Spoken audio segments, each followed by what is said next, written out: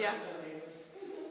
Well, we can go ahead and get started, and I'll do that by just introducing myself, since we're already talking about what I'm doing. But I'm Jennifer Ohman-Rodriguez. I am an author and a writer, and I'm also a Reverend-elect in the ELCA Lutheran Church, which means I have been called to a church, and I'm working at a church, and but I have not yet been ordained by the bishop, so that's happening at the end of February here at Gloria Dei Lutheran Church. So that's happening. Would you mind turning your microphone on? Sorry. I thought I did turn it on. I'm on. Is it on? Yep, I'm green. Huh. Is it flashing or just green? No, it's just green. Do you want me to put it up farther, or am I closer? Is this better? There we go. There we go. Okay. Yeah, I just. Oh yeah. Oh wow. Okay, there we go. I am on. Yeah. So, but I'm here partially because I wrote this book, which is a memoir about grief and trauma recovery, which is my own story. And I also just in what I'm doing now, I'm also I'm going to be teaching at Warburg Seminary in Dubuque, starting in February in pastoral care. So I'm just an adjunct instructor in pastoral care. So yeah, so it's become a busy life. This man over here, this young man, is my new husband, Forrest Meyer. He came along to lug the books. and to take some photos. So we can go ahead and get started. So this is the book. I don't know if any of you have it or read it. It's published by Chalice Press. It came out a year ago. Actually, a year ago today. Oh, isn't that wild? It is a year ago today that this was released. And it's something that really came out of my own journal entries. Because I'm a journaler, and this is just the seeds of this came out of what I was writing when I didn't think I was writing, and I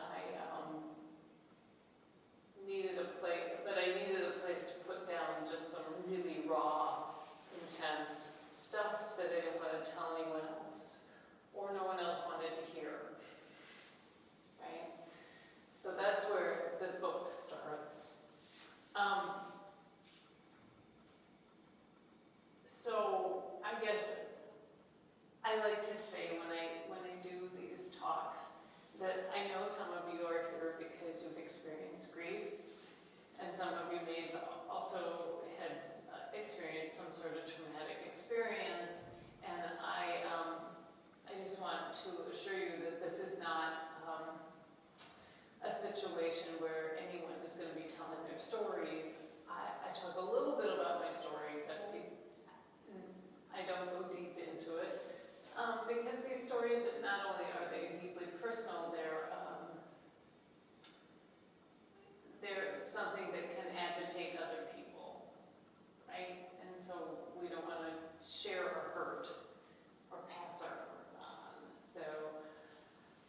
So yeah. So why I really started to think that I might make this into a book when I was starting to write was that I really believe, and my late husband believed, that people can heal. They can heal from very horrible traumatic experiences, and that healing is always possible. And he based that really on his work as a therapist. Tony was a therapist, and he was specifically a therapist that even before we were hearing this word trauma all the time, he was a traumatologist. He was a healer of people who had had traumatic experiences. So, and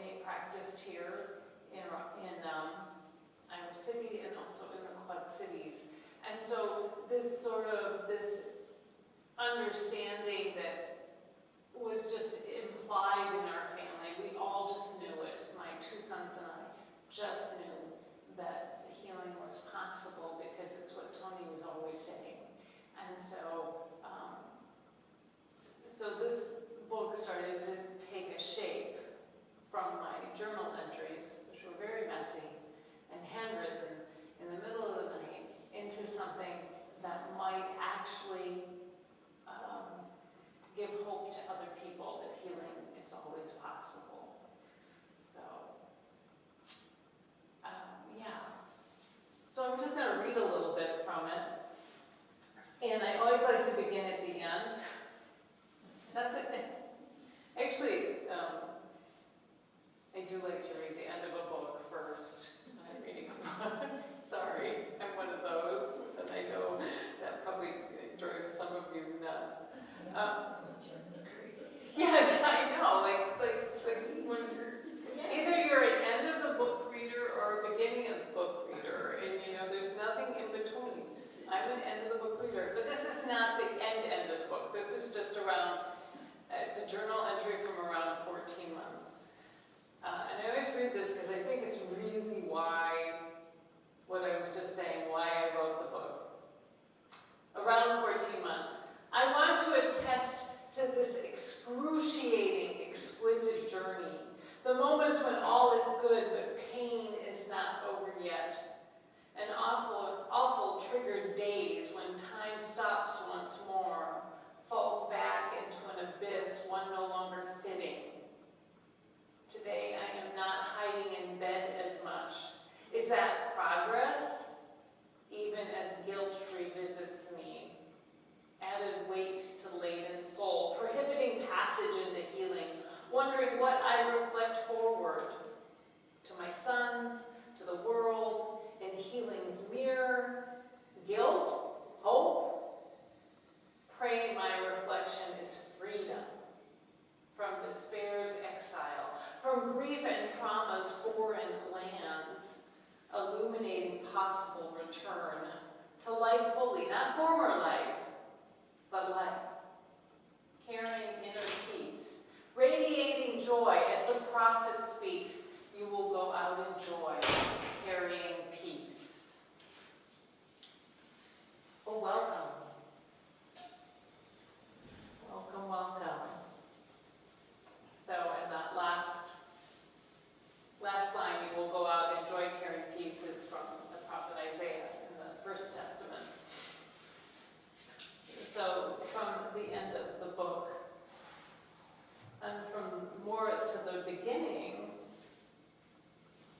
just if you can get a little sense of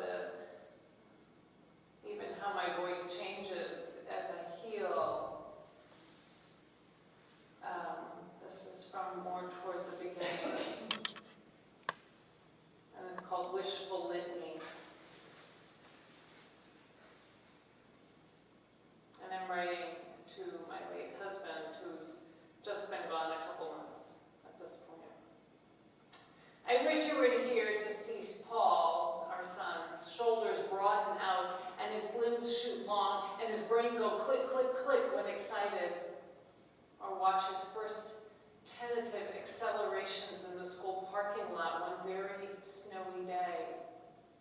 Or laugh at our talks about sex that really I would have rather have left up to you. Or witness his courage and humor in facing his own medical mystery with patience and fortitude, doctor after doctor. Or how he cues me about his grief. Mostly, though, I wish you were here to jump up and down together on the trampoline. You laughing the whole time, fatherhood's joy spilling out, filling up the backyard. I wish you were here. I wish you were here to embrace the leaving of Lyme disease from Ricardo's body. See his eyes brighten, his focus return, his body heal and grow into a man's physique. And his hair look golden like you always wanted our children's hair to be, even though his is the color of chestnuts, glowing with good health. And hear about his first college or test, viewing from afar or in your mind's eye as he visits your parents and my mother on his own, and see him play music once more, smiling and clapping like he once did after ordering a pretend drink at the bar because he asked you to blend in a bit with the other men. Mostly, though, to embrace him becoming himself again after all those years of chaos when Lyme disease affected his behavior, but none of us knew it. I wish you were here. I wish you were here holding my hand and I yours, walking on Sunday afternoons, moisture spitting on us from low-lying Midwestern clouds, your palm thick, padded, mine bony, small, having a walk and talk, as you called our hikes, mending through simple touch and shared steps what we put on hold when our children were so ill. Each handheld step saying silently, it has been good and it is good and it will continue to be good. With friends driving by, waving, later saying, I saw you two out for one of your meetings. I wish you were here. Sharing your work with me at dinner, your calling filled with hopes for the future, frustrations, accomplishments, and your next book. Vocation intermingling with your overflowing pride of our boys. Then after dinner, taking me in your arms and dancing in our kitchen as dishes crust over and sauces solidify, wearing that I am a contented man smile of yours. I wish you were here. Hearing my rocky first sermon, accompanying me on this crazy call to ministry, when feeling low, placing your hand gently between my shoulder blades, assuring me we travel together on this journey. Once again, jumping into the unknown universe, like we did with the Men's Center. Only God's Spirit guiding us, and I wish you were here. Basking in all we built, a marriage, children, a business, vocations, an extended circle of family and friends, a home, a place to begin anew each day, awash with another chance to love and love better, a place to face the difficult emotional works of life, love always living here, a working sanctuary, home existing between us, each of us, and in our hearts. Here with us now, balancing our current reality toward healing instead of pain. Tony, I miss you not here. Jen, you say, that's your humanity.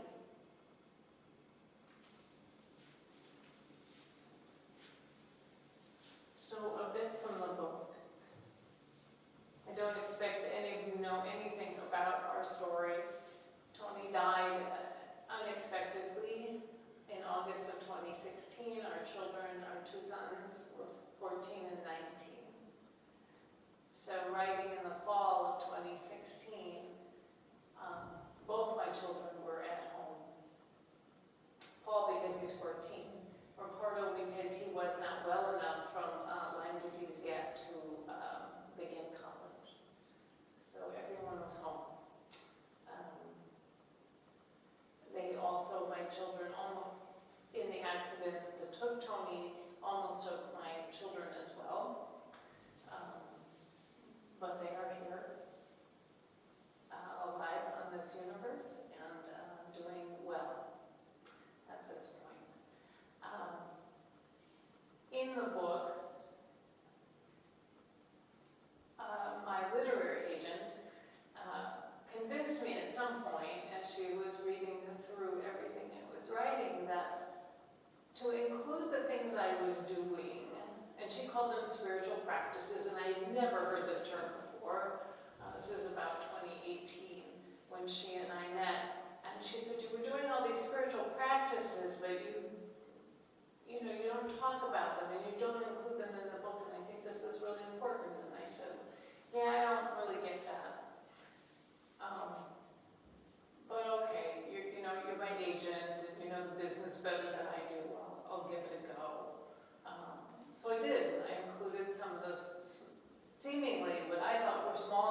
that maybe people in my situation might be doing, but she disagreed with me and she thought it was important to put them in.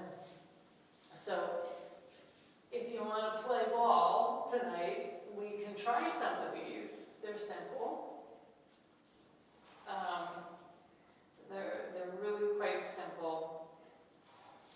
And so one of the first ones,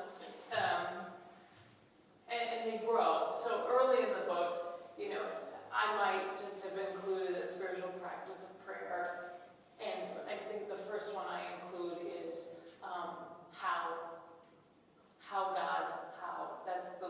that's the prayer. Because I didn't really know how I was going to do the next day, right? Or the next hour, or what we were going to eat, or how I was going to pay the mortgage, or, I just had to kind of take it minute by minute. But later on, I get a little more advanced. And I started breathing a lot because I was holding my breath, and I think this just happens so often when we've had a deep shock or we're in deep grief. We hold our breath, and someone, our doctor or therapist or friend might say, take a breath. You're just rigid in there. And so I discovered through the work of Peter A. Levine, who is a pioneer in trauma recovery methods. He himself is now, he could live here. He's in your age bracket, and he has just spent the last 50 years trying to figure out how to help people out of PTSD. And I actually, because of the way that Tony died, I developed PTSD, which is how ironic is that my late husband, a traumatologist's widow, has PTSD from his accident. You can't make this stuff up. So I was reading a lot of Peter Levine's work. It was on Tony's bookshelf in his office. These were some of his professional books. And I learned in there, it's just a simple thing of taking your right hand and putting it underneath your arm, and taking your left hand and putting it on your heart. And you can try this with me if you want to, or you can just watch me do it. But you do this, and then you just take a deep breath in, whatever that means to you. Take a breath in, and then let it go. And no holding the breath, just let it come in and out. And again, and out. And then again,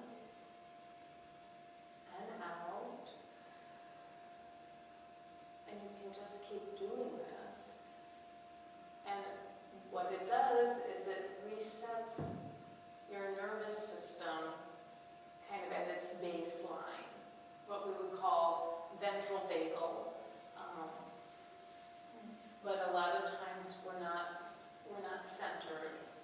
We're agitated, or we're a little shut down. And this is just a way to come back to center. And you can do it as much as you want, whenever you want. It's just a very simple method. But that's one of the things I included as a spiritual practice in the book. Because I find it, regardless of our belief systems, to be, breath is just in every belief system, right? It's just the basis of life. So that's one of the things you can do. You can also, I don't say this in the book, but this is another one where you just hug yourself, basically, and do the same breathing. Just in and out. And if you really want to get good at this, you'll make sure that your exhale is longer than your inhale. So when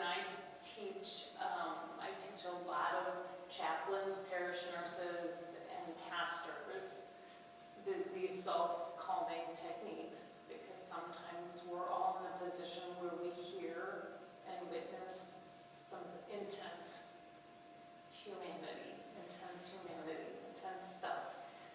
And I always tell them, you know, just think 4/8. I'm a former musician, so 4 counts in and 8 out. And I say, if you can't get to 8, because I couldn't at first, just try 6, 4 in and 6 out. But the longer the exhale, you want the exhale to be longer than the inhale. And that also recenters our nervous systems so that they're calmer, if that makes sense. And you can also breathe in through the nose and out through the mouth. So let's all try 4/8 breathing, because you're all looking at me like, So, so we're going to try it. And you can do this, you can keep the posture, or if you want, or you just do whatever feels comfortable for you with your hands. But in through the nose, out through the mouth. So here we go. In and out.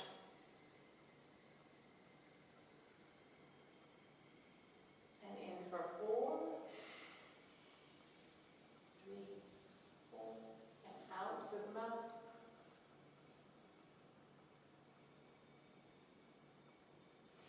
And one more time, in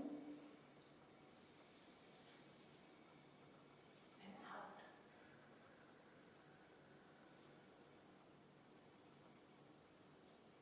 Now that was just 3 times. But if you ever have a moment where you're feeling kind of anxious, like whatever that is, like maybe you're getting an x-ray, or you're in the dental chair, or you're waiting for someone, the traffic is bad, wherever that is, I do this before I preach, that's when I'm getting agitated. If you can do it for 2 minutes, 2 minutes, the research says that is the most calming. If you can do it for 2 minutes, and that is about approximately 8 inhales and exhales. It depends on how fast you're counting or how slow you're counting. So those are just a couple. They're not even tricks, right? Like they're medically based at this point. The research is there, but just so simple. Just so simple. Jeremy, you can ask me anything at any time, and if you're not going to ask me questions, I'll just keep going. But this is a good stopping point for a moment if anyone has any comments or questions. And you don't have to have any. Okay, I'm going to move back to my notes then.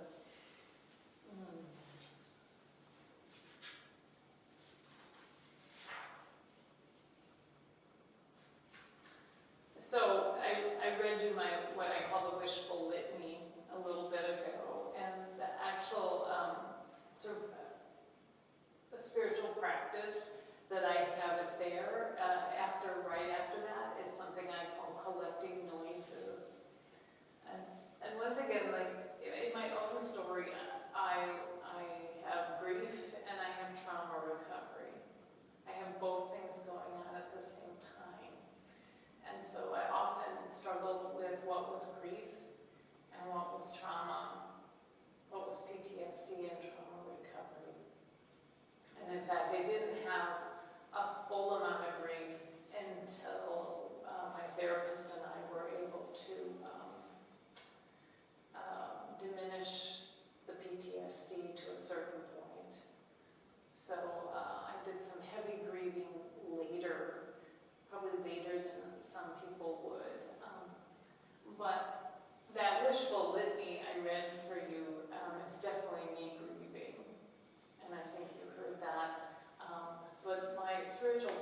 practice after that in the book is something I called, and I did this, collecting noises.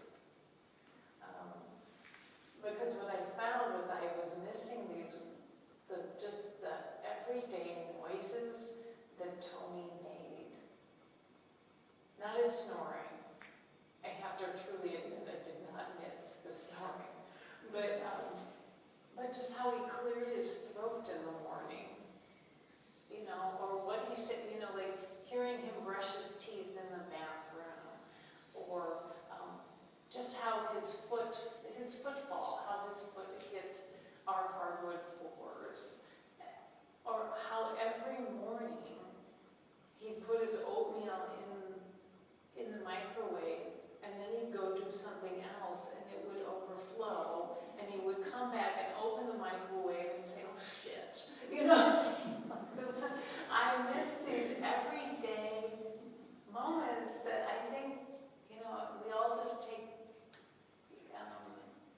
we don't embrace them, So that my spiritual practice in the book is, list the noises you missed. Just list them. And in doing so, you embrace and remember them. And so I did that in my book, a journal entry where I'm just listing all the noises I missed. Every single one of them. Even the door, Tony would often work late, and then the door would open and close at like 9:45 in the evening, and I always knew it was him, Just these very simple, everyday moments, and that have noises accompanying them. So that's another example of something in the book that may be helpful to someone, who's grieving.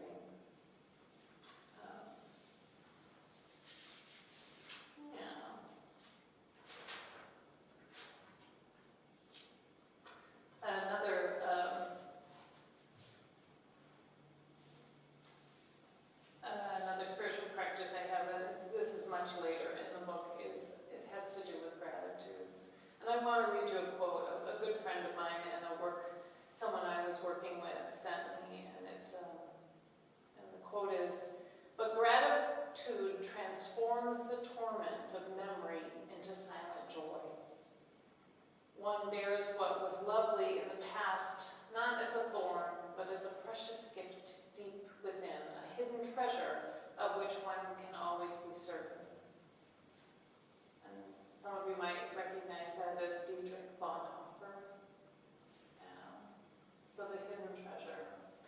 So I was really, and this is a quote, at the time my friend Dawn sent it to me, I read it and went, "Oh, that's nice." It's like I'm 6 weeks into this grief trauma thing, I wasn't really reading the cards very well. But I refound that card that Dawn sent me and that quote a few years later. And it struck me that it was so interesting because one of the things that we did as a family, and that Tony was adamant about, was that we had to give gratitudes at dinner every night.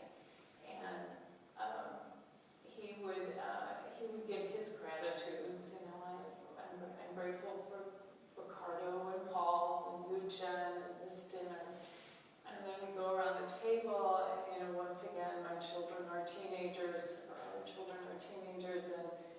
and they never knew what to do, so they'd look down at their plates and they'd say, "Well, I'm grateful for mashed potatoes, and not the peas, and the chicken." Now, I have to say, they're 21 and 25 now, and they do the gratitude thing very well now. But at the time, they literally, you'd sit on top of their head, right? And so I included this in the book, even in the deepest depths of just feeling like awful and full of just pain, and emotional pain, just this moment of saying, grasping at something that was good that day.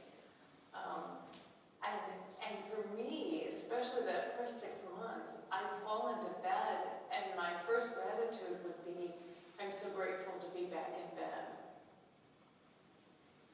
You know, because like, bed was my safety, you know, and it was warm and quiet, and then I'd figure something else out, like I'm grateful for my slippers. I'm grateful that, you know, we have heat, and I would just find something just so little, but we know, and I know now after doing so much research into grief and trauma recovery, that this mere act of finding 3 things that we're grateful for actually shifts our brains. It's very healing for us. So in the book I include just find something.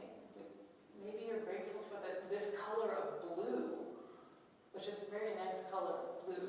You know, it's just something, or that the sun came out. Just something very small. And actually, I've only been in my congregation 2 weeks, but they have already figured out that we do gratitudes a lot as a staff and as a congregation. So that's it's really a spiritual practice, and I think it's a form of prayer.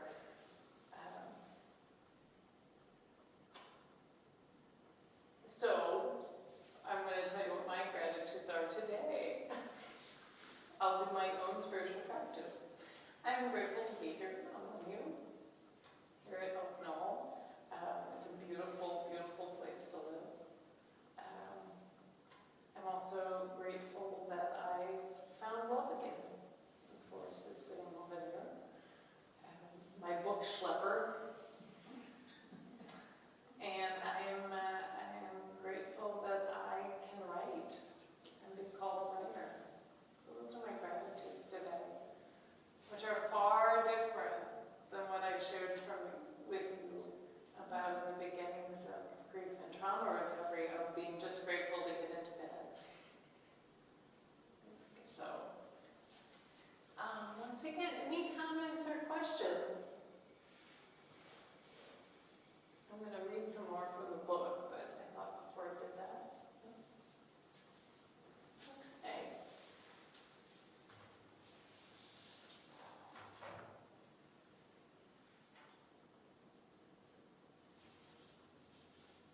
Well, first I'll go back to the really early on in the story, and then we'll go more toward the middle.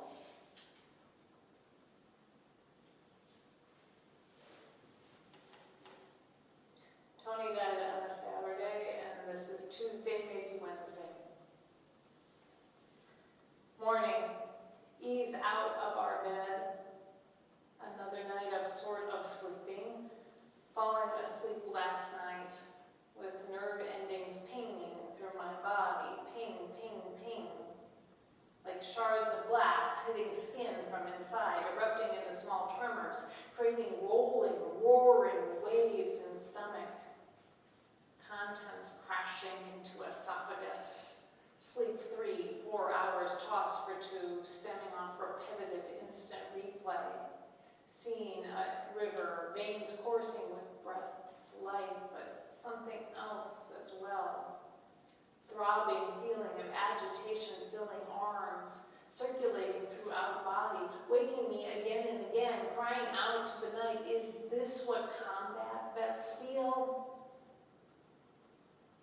Sleep follows, tossing in fit-filled few hours, 2, 3, rarely 4, until early light demands my presence. Outside on our deck, watching the world in incomprehension while others sleep.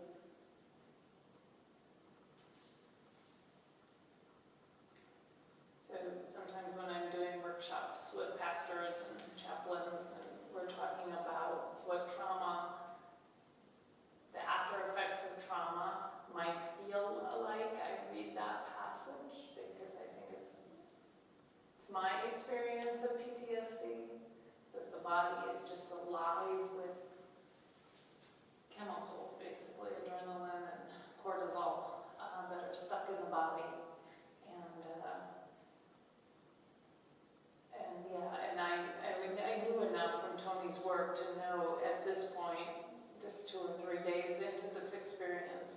that this was probably PTSD.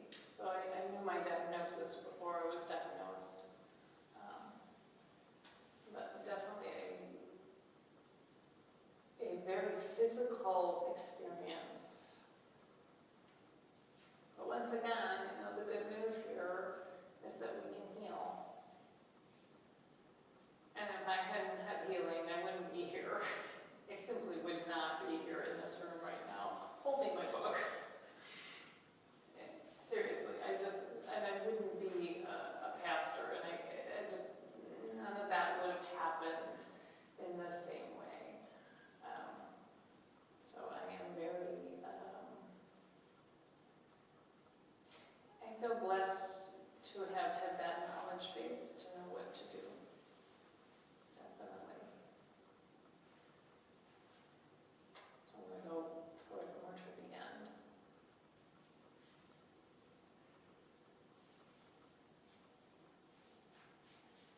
Yeah. Excuse me. Okay. This section is called Wordship Here.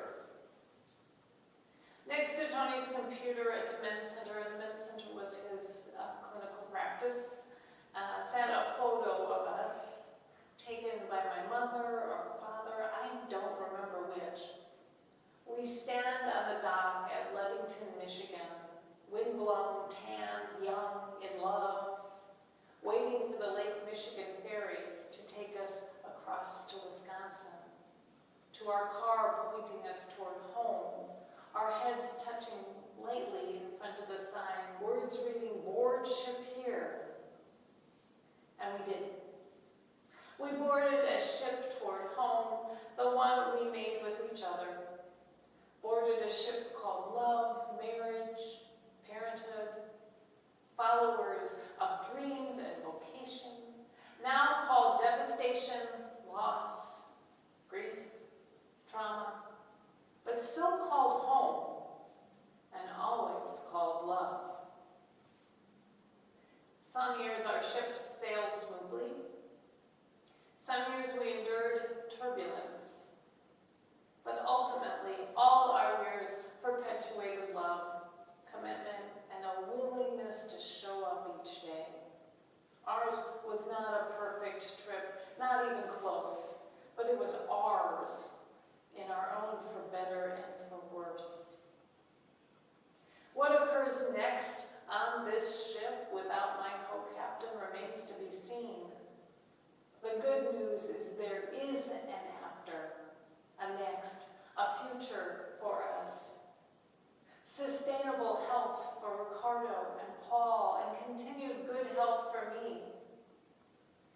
Education for each of us. Maybe a move across town or country, or then again, maybe embracing the house we have, the one Tony deemed a good house in the months before he died. The need for future justice in Tony's death and the many other lives lost in the Wisconsin River pushes me forward into what I don't know. But this something, which includes an apology, a simple apology, lives close to my heart.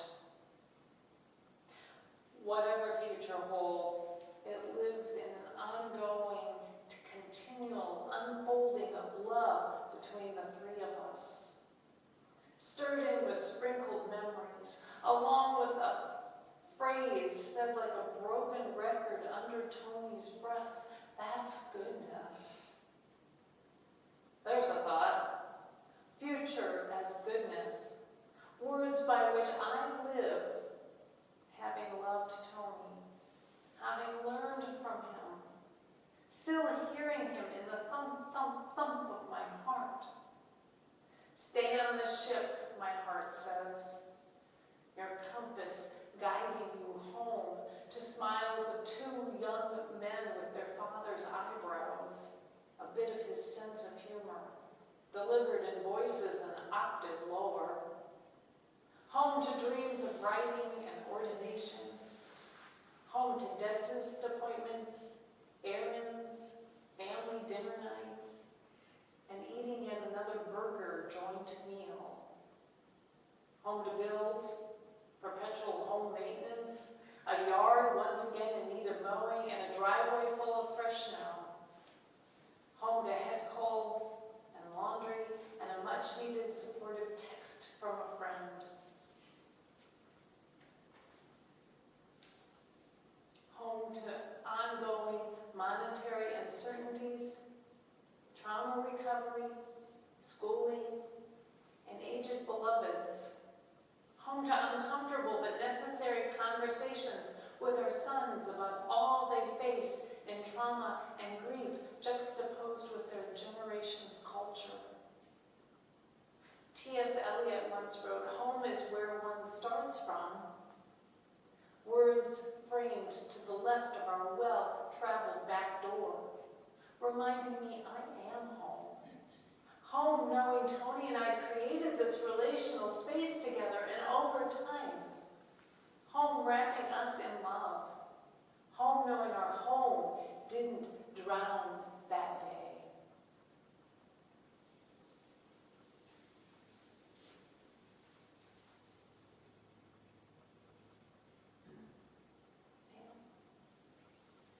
I read a book by T.S. Eliot, and I don't remember the name of it, but he was writing his wife, and it was an excellent book.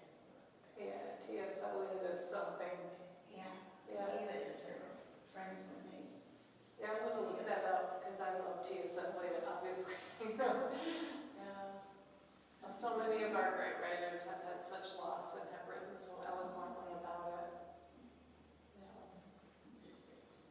So it is a time of,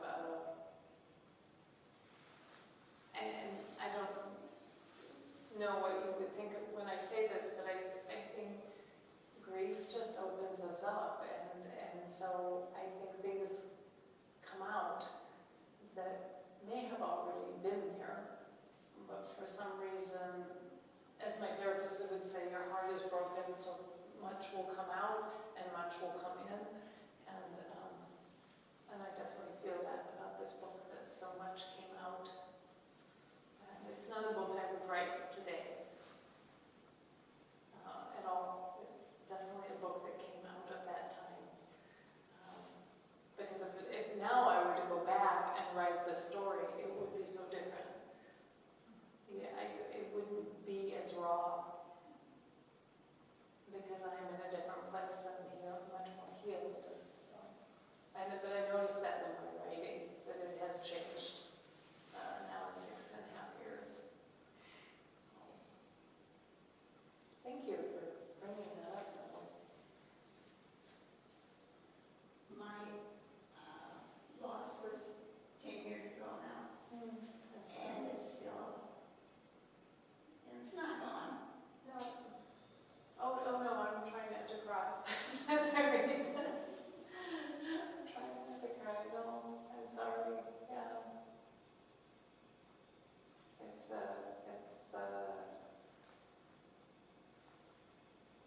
I think too, like there becomes this expectation that we're all going to have grief and loss. Because it's so human. But that doesn't make it any easier. You know, that it's just like when people say it's a part of life, it doesn't make it easier. You know, it's just, I don't know. Sometimes these things we say get a little too simplified for me. So, questions? I am a little, I don't go into my story in these situations a lot, but sometimes people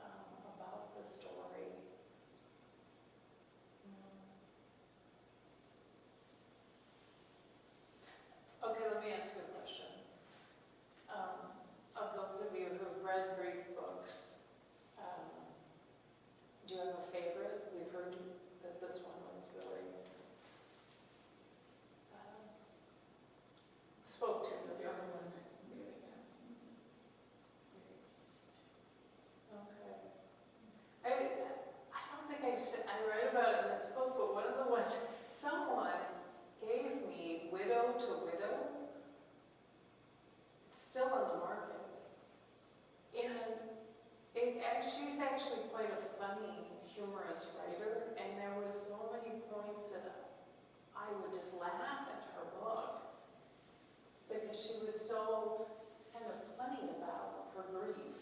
And she has some beautiful points of, like she wrote her late husband letters every week or something like that, and she kept them, and after a couple of years she read them. But, and I thought that was interesting, but I wasn't going to be doing that. You know, I was like, that's not for me.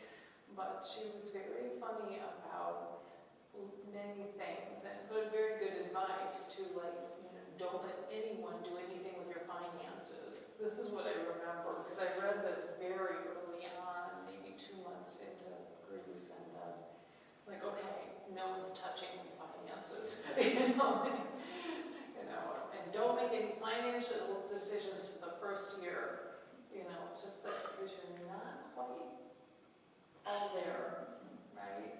So, being vulnerable. So, does anyone else have a book that just spoke to them? No. The other one, it's not T.S. Eliot, but Forrest, I'm looking at you. I feel like you'll know this. The theologian, British. He wrote The Four Loves. Oh, C.S. Lewis. So is C.S. Lewis.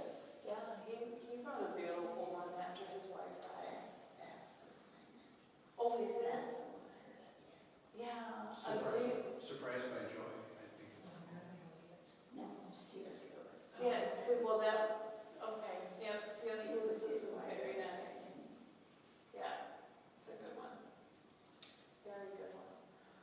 Okay, well, I'll read one more section, and then we did bring books. If you want to purchase one, then I'll sign it. And that's up to you. I take cash or check.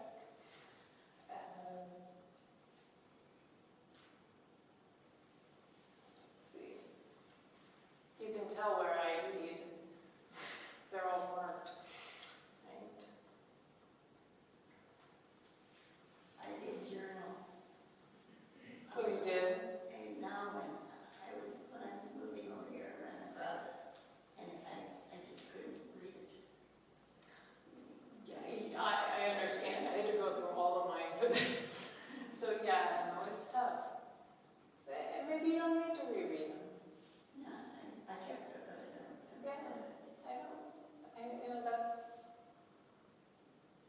I think journaling is very healing for so many people, but it doesn't mean you have to reread them. Maybe burning them, I don't know, right? Yeah, just get it out. I journal every morning still. And I told Forrest the other morning, I said, okay, if for some reason I die before you, would you make sure you get rid of my journals, because I don't want my children to read. Like, I don't want them to read when I was angry at them for this, that, or the other. I know. So he has his assignment.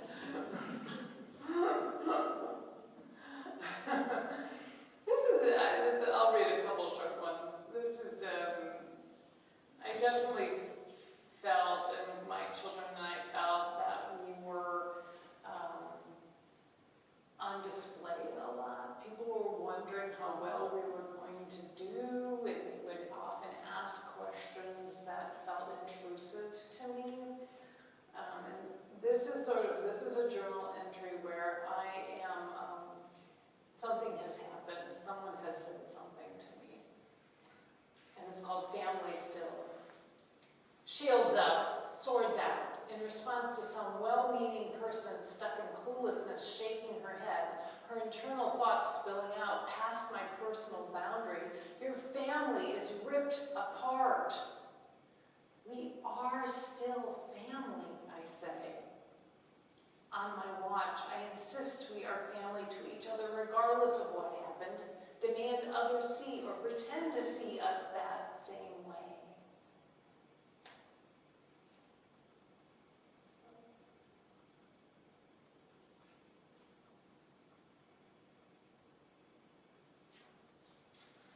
And this one is called Widowed Writer.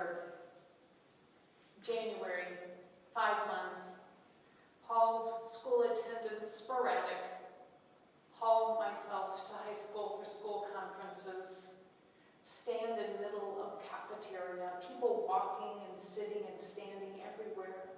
Conversations buzzing around me. Can't figure out what to do next. Exhausted. C, publisher of regional press who lives up the street from us, toward the lake. Sat on a school committee together a few years ago. He follows my blog. He enjoys a good joke. Like when I said, Steve, I'm going to accidentally drop a manuscript in your yard next time I walk the dog past your house. Steve moves through swirling crowds, speaks of my first blog post since Tony died, the one about closing the men's center, continuing a conversation we hadn't been having. So I say, Steve, will you publish my work? Well, if it's like that blog post, sure. Paul, not doing well in school, go home bone-tired and deflated by life, but the storms of syllables thundering in my brain, twisting into sentences. See Steve a few days later carrying an armload of manila envelopes outside our small-town post office. You opened a floodgate. Not convinced this floodgate helps me. That was the point, he says. I meant to. Are you really interested in seeing work from me? Yeah. I don't know. I don't know if I can do this. Why don't you just send me a chapter? You can do that. Well, maybe. Don't believe I can. Not so good at belief. Took years to believe Tony really loved me. In our beginnings, often uttering, do you still love me? Tony, calm, factual, repetitive, still, he'd say. Tables turning during moments of ire at his behavior, small smile playing on his lips. Still, he'd ask. After church on Sunday, tell Abby about possible book. Abby, my friend, externally processing a different thoughts wrapped in apprehension, finally giving in. Well, I'm not having any sex, so I might as well write the damn book. Abby explodes, laughter gaining the attention of our friend Lori. I think celibacy is a form of spirituality, she says. Well, maybe chosen celibacy is, but forced isn't, I say. My hormones are old news to Abby. Recent walks together include rants on injustices, a full range of feelings from devastation, anger, betrayal to missing intimacy with Tony. Given nature of Tony's death, naively assumed a year or two of automatic abstinence. New betrayal emerges out of haze. During sunny, warm afternoons, eating lunch at fresco with Linnea and Tom, waiter walking by, away from our table, my eyes following his derriere. Therapists celebrate yearning as life force erupting from my essence, indication of desire to keep living. Beginning of shock's end in sudden grief and traumatic experience. I am not so sure. Still convinced such feelings should take a year or two off under the circumstances.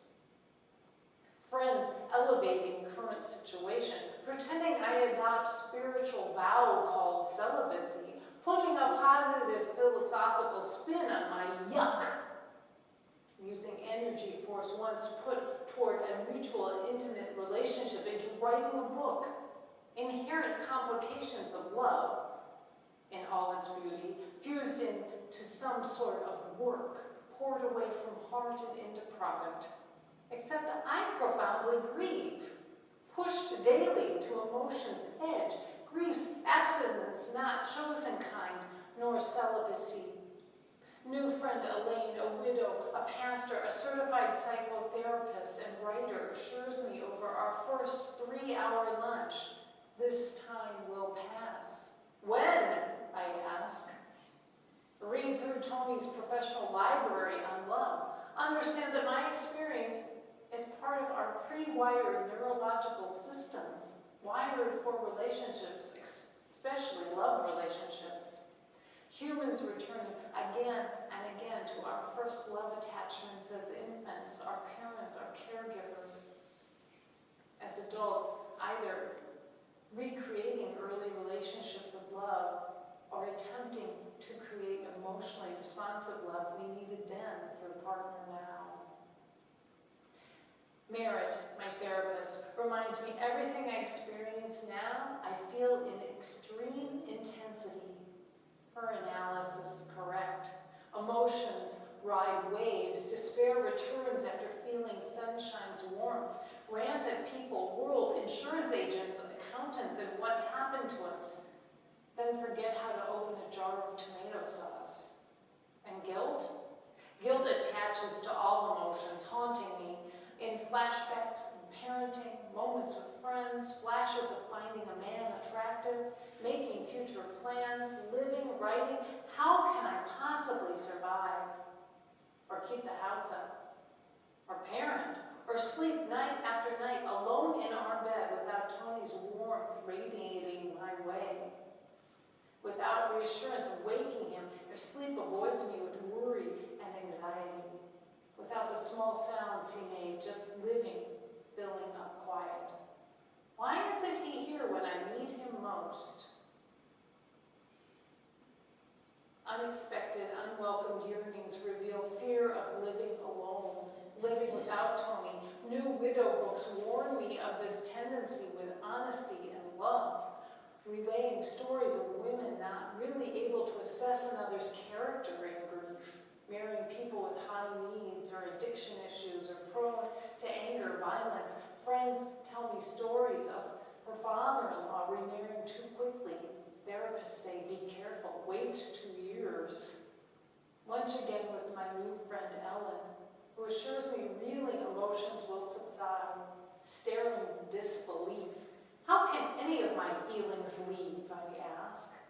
Or the body pains grief brings on, or my mind's inability to think, plan, or function, or my eating aversion, the ever-present knot in my stomach taking up all the space normally reserved for nourishment, or the pervasive fatigue wreaking havoc on my body, or these waves of agitation shaking my limbs and heart and running wild when trying to rest.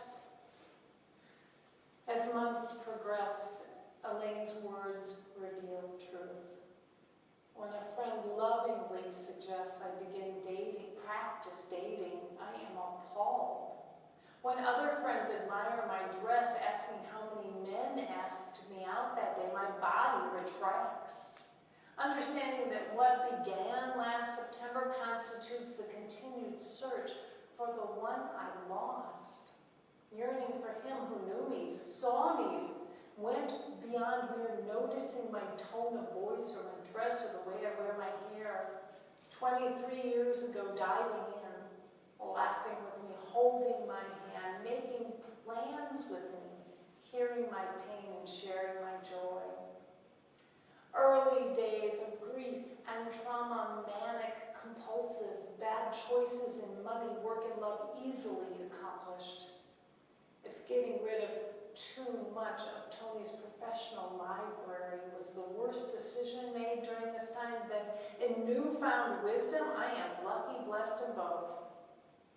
Blessed by people both remaining in and pushing me forward, giving warnings as gifts, laughing at hormones in compassion, and nudging me to write as saving grace.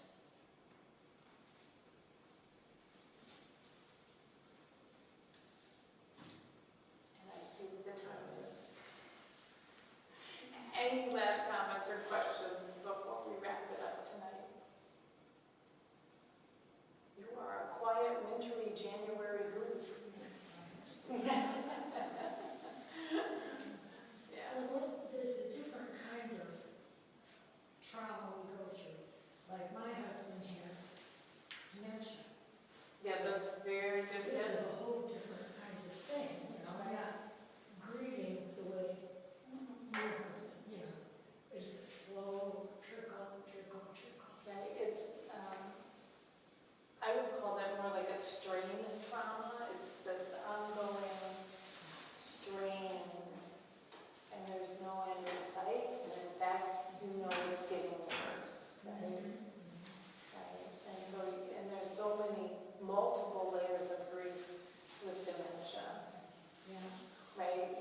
them so many times. And then there's this weird moment, it's weird moments where they're kind of right there with you for a second, Absolutely. and then gone. And then you breathe that again. It's just feels so unfair, I think, for the caregiver. It does. Yeah, Yeah. my line of work, I see it a lot. You know, I see a lot of couples with Well, I'm one. not the only one here, you know. No, but that's a tough trauma and grief. Yeah. Okay. I bet you could turn that off. Right, again, I'll be over here